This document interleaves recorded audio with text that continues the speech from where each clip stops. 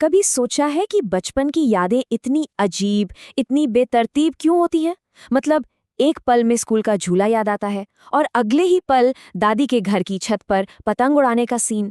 चलिए, आज इन्हीं बेतरतीब यादों के पीछे छिपे राज को खोलते हैं और देखते हैं कि अपना दिमाग असल में काम कैसे करता है।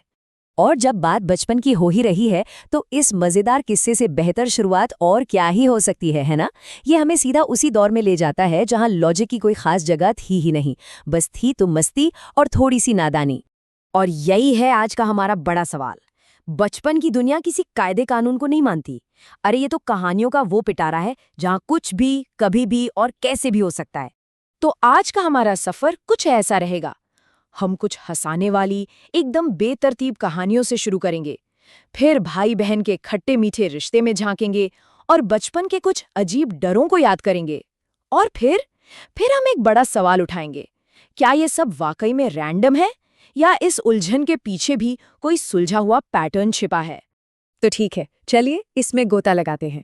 ये सेक्शन उन कहानियों से भरा है जो ये साबित करती हैं कि बच्चों का लॉजिक भाई दुनिया में सबसे अनोखा होता है।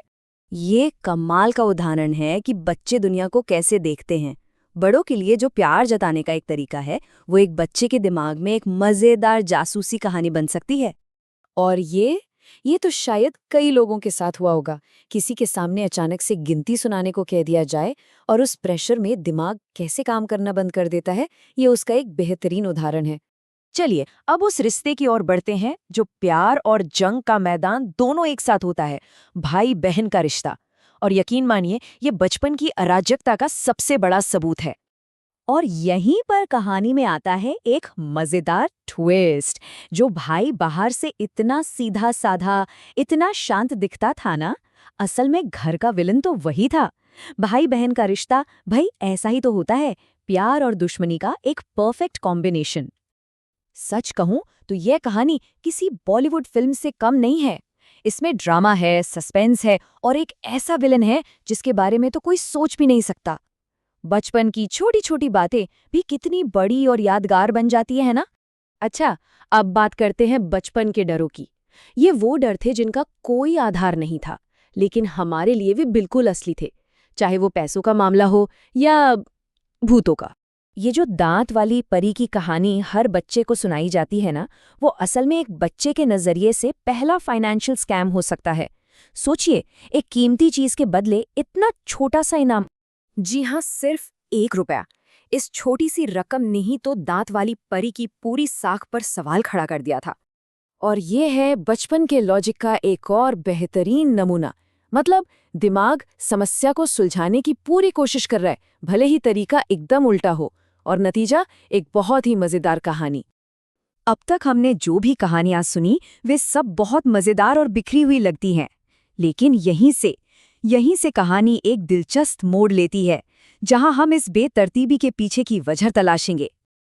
लेकिन क्या हो अगर ये सब बेतरतीब ना हो? क्या हो अगर इन बिखरी हुई यादों के बीच कोई ऐसा गहरा कनेक्शन हो जिसे हम देख नहीं पा रहे, एक ऐसा धागा जो इन सब को आपस में जोड़ता है?